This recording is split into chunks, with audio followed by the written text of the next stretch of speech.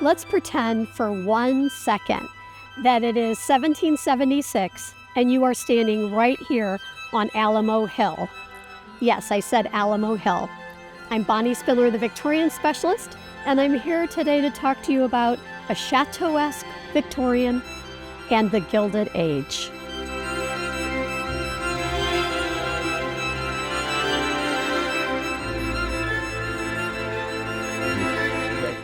And in 1776, if you were standing right here on Alamo Hill, you were likely using it as a landmark on the Old Divisadero Trail. People were looking for this as a halfway point between the Mission Dolores and the Presidio, the only two outposts in the area at this time. This hill was deeply wooded with Alamo poplars, which is how the area got its name.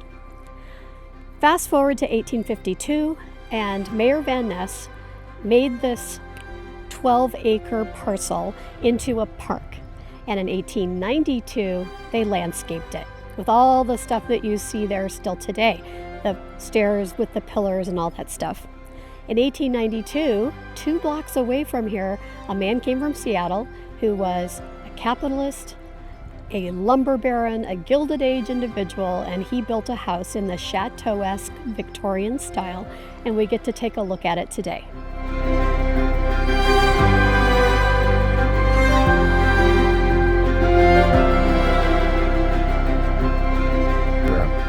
Today, the Chateau Tivoli is being used as a bed and breakfast.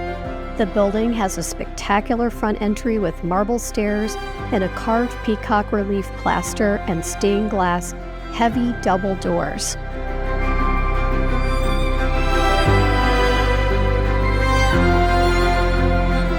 It has 9 bedrooms, 7.5 bathrooms, a garage, a laundry, a caretaker's unit, and a hidden 5th floor secret room with skylights and light finishes.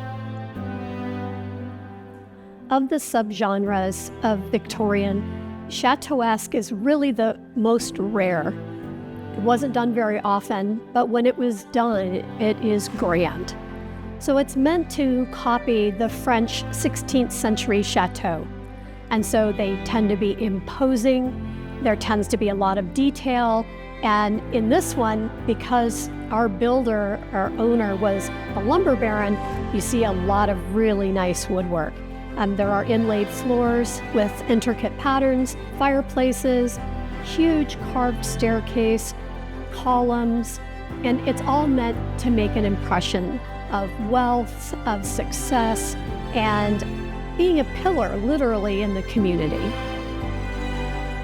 So this room is one of the grandest in the house, and it's meant, again, to make an impression. It's the living room. It's where people would have entertained before they were ushered into the dining room for dinner. It's cozy and large, but it's also meant to impress. This amazing fireplace is floor to ceiling. You can see the copy of the Wedgwood frieze around the top.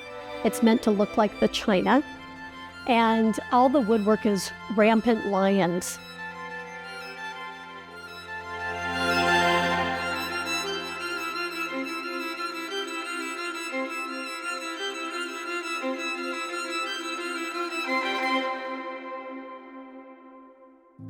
Again, the dining room is completely filled with oak.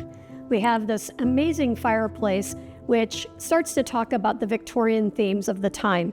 We have acanthus leaves in the trim, we have dentils in the crown, we have dentils and lamb's tongue across the fireplace, and then most dining rooms have the hunt scenes, they have fruit or pheasants, animals, things like that portrayed inside the woodwork. Here in the fireplace, we have the hunting dogs, and they've found something, and that's there in the tile in the fireplace. Also in this beautiful dining room is a floor-to-ceiling hutch for all your finest china, and it is gigantic. It opens 2 huge, enormous doors. It's got drawers and cabinets underneath for serving dishes, etc.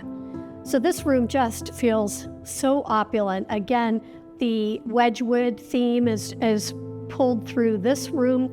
So you got the blue and white like Wedgwood china, and it just has a very both cozy feel, but also great for entertaining. You could have a dinner for 20 in here, absolutely no problem.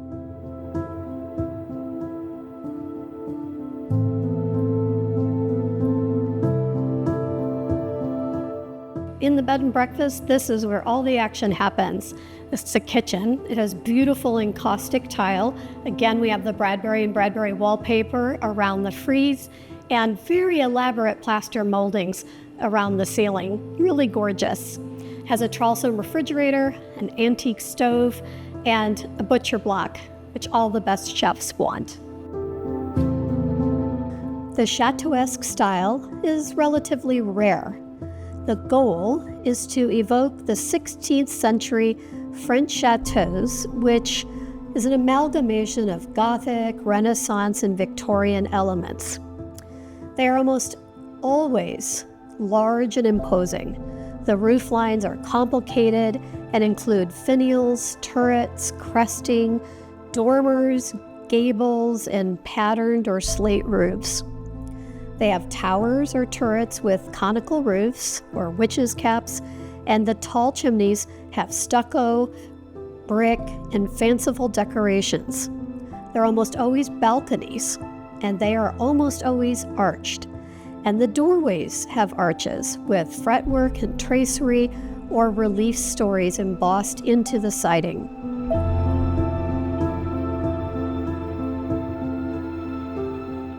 This is the grand foyer. It has, as you can see, elaborate stained glass windows, which are gorgeous, and they add a warm light to the room, which also brings out the oak. Lots of solid, clear oak all over the home. As we go up the stairs, you can see that the whole room is covered in columns.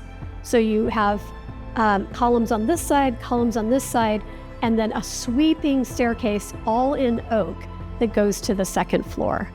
It's grand, it's luxurious, and it's a lot of wood.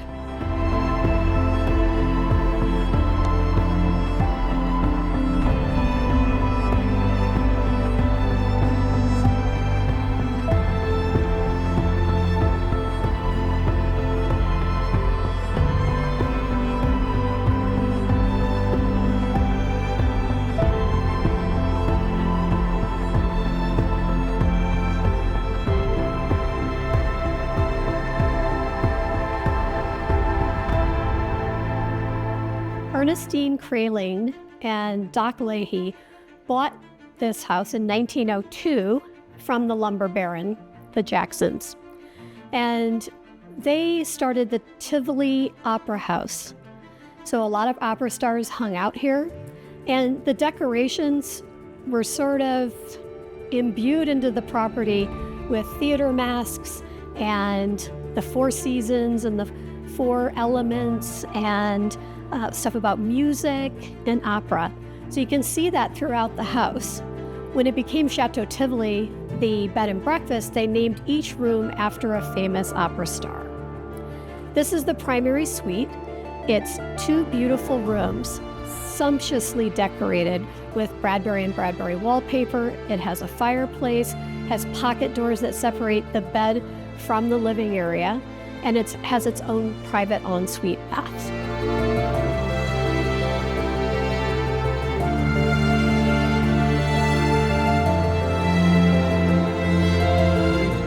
The Jacksons hired William Armitage to design the house. He was also the architect for the Seattle block next door. You'll note in the Chateauesque style that you've got Gothic, Renaissance, Victorian, Greek, Roman, all kinds of styles rolled into one to look ostentatious, for a better word. And the Greek key patterns, all of the ancient symbols are worked into the designs and into the woodwork.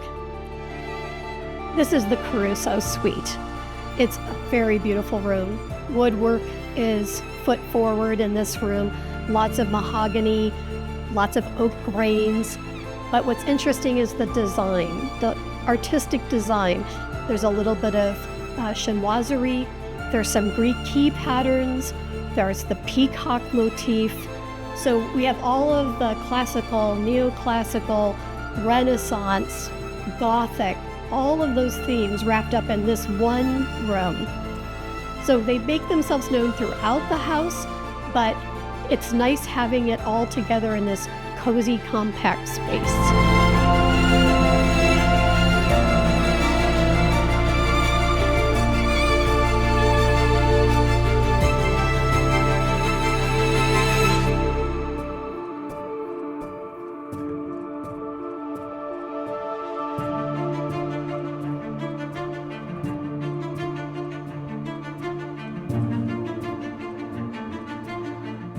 On the first floor, there are 2 suites of rooms.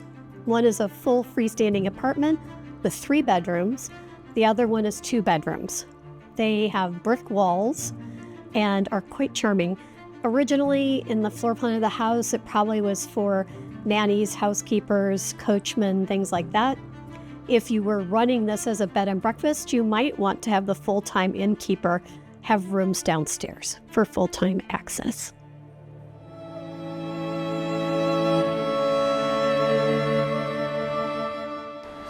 William Armitage and Daniel B. Jackson, thank you for watching my video about Chateau Tivoli today. If you like the house because it's a complete Victorian mansion, or because it's in the Chateauesque style, which is so rare, or if it's because it's a successful San Francisco business, regardless of what reason you love this, please come see it. It's easy to show. What was your favorite part of the chateau? If you like heritage properties like I do and you like to see them preserved, please subscribe, like, and comment to my videos and share it with other people who also love heritage properties. Thank you for joining me. I'm Bonnie Spindler, the Victorian Specialist. I'll see you again soon.